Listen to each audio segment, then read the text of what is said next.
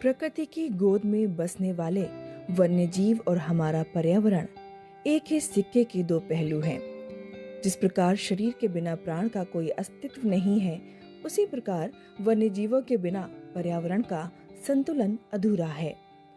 वन्य केवल वृक्षों का समूह नहीं होते, बल्कि वे लाखों जीव जंतुओं का घर होते हैं, जो बदले में वनों की रक्षा और विस्तार में सहायक होते हैं। छोटे छोटे कीड़े मकोड़े मिट्टी की उर्वरता को बढ़ाते हैं, तो पक्षी दूर दराज के क्षेत्रों तक बीजों को पहुंचाकर नए पौधों को जन्म देते हैं।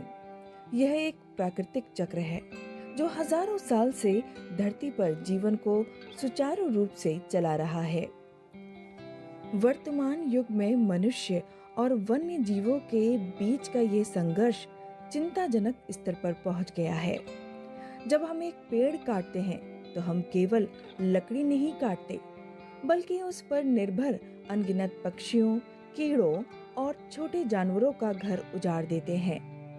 आवास के नष्ट होने से वन्य जीव इंसानी बस्तियों की ओर रुख करते हैं, जिससे मानव वन्य जीव संघर्ष की घटनाएं बढ़ रही हैं।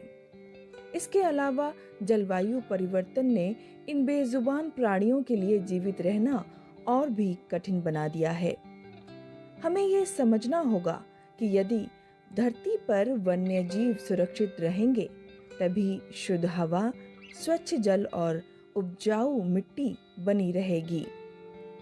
पर्यावरण की रक्षा करना कोई परोपकार नहीं, बल्कि स्वयं के अस्तित्व को बचाने का एकमात्र मार्ग है। प्रकृति हमारी सबसे बड़ी धरोहर है और वन्य जीव उसके अनमोल रत्न। जंगलों में गूंजती पक्षियों की चहचहाहट, नदियों का निर्मल प्रवाह और वन्य जीवों की स्वतंत्र विचरण करती दुनिया, यही संतुलित पर्यावरण की पहचान है। हमें समझना होगा कि वन्य जीव केवल जंगलों की शोभा नहीं, बल्कि पर्यावरण संतुलन की आधारशिला है।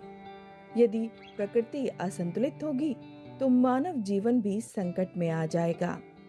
तो इसलिए जरूरी है कि एक पेड़ अवश्य लगाएं, जल और ऊर्जा की बचत करें और वन्य जीवों की सुरक्षा के प्रति जागरूक बने, क्योंकि जब हम प्रकृति की रक्षा करेंगे, तभी प्रकृति हमारी रक्षा करेगी।